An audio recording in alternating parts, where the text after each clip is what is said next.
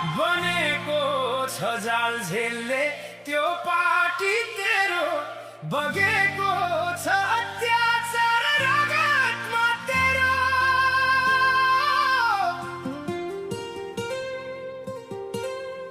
गरीबलाई मारी देश